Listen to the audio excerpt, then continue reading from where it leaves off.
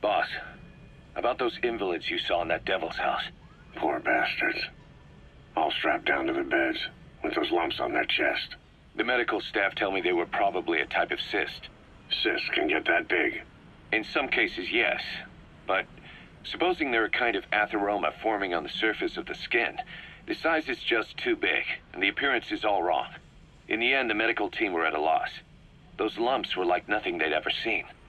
The fluid you said you got on your prosthesis when you touched one was burned off in the fighting, and the factory burned down too.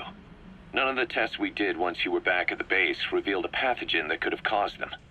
Meaning we don't have a single sample to work with. Everything went up in flames. What worries the medical team most is whether it's contagious. Whether there's a chance we could end up like that. And? Mother Base's sanitation control has always been strict. After all, war is great at transporting diseases.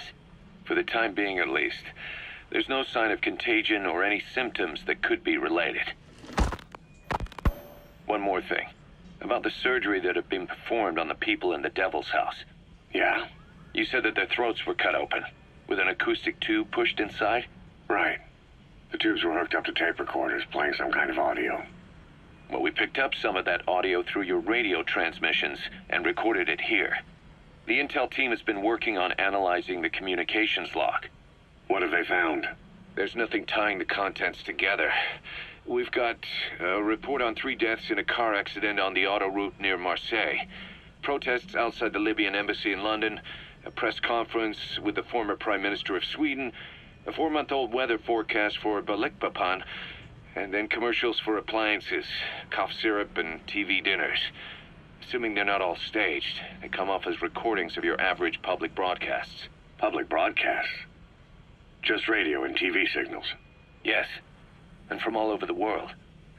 We're looking into whether they're genuine or not, just to be sure. What else? A speech that sounds like it was recorded out on the street, and people chatting about how this year's tomato crop did. And there's nothing they have in common? We're partway through the cryptanalysis. That includes checking all audio ranges and running it backward and at different speeds. Then there's vocabulary breakdown for political suggestions, ideological common points. But I don't think it's going to get us anywhere. Where were the recordings made? There's nothing linking them from that angle either. Just like you reported, we've detected virtually every major language there is. French, German, Italian, Spanish, including South American accents.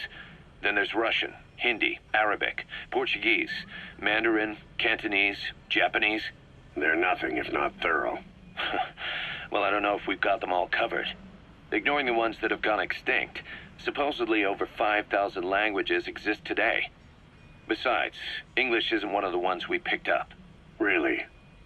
English? I know. Only 5% of the world's population is a native English speaker. But when you factor in those who've acquired it as a second language, nearly 1/3 of the people speak it. The world's dominant lingua franca. You gotta figure they had it somewhere among all the languages in that place.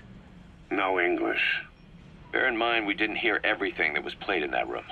We couldn't isolate the more distant sounds due to static, and the program could have been set to change every day. In a nutshell, for reasons unknown, people in that room with a common medical condition were made to listen to recordings in languages from around the world. It's not clear how the growths on their chests fit into it. It could have been treatment for them, or maybe an experiment of some kind. I'm guessing one person knows. Yeah, Skullface. He was there.